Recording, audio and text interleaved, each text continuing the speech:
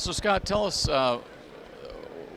where the ClearLink product fits into a network or a neutral host facility, and then tell us a little bit about why it's needed in the network. Sure. So UDIT performs the function of conditioning a signal from a small cell, or more often the base station, going into the head end of typically a fiber DAS.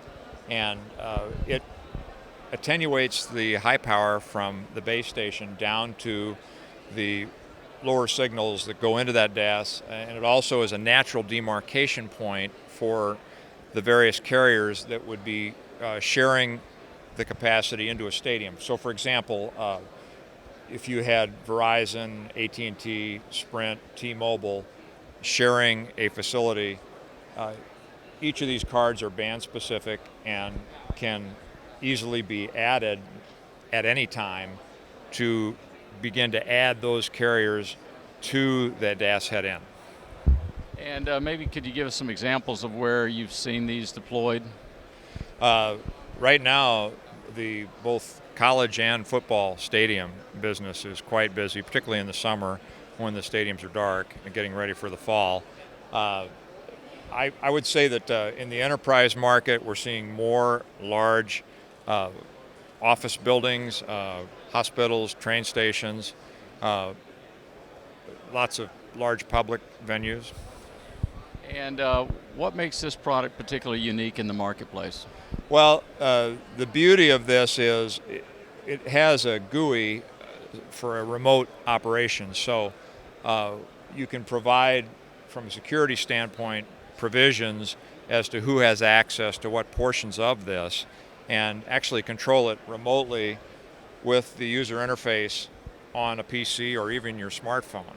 So you can set alarms and at various levels for each of the cards, and it has a built-in Spec A, so you can conduct system analysis for each of the cards individually remotely, which is huge for somebody wanting to diagnose a situation without a truck having to roll.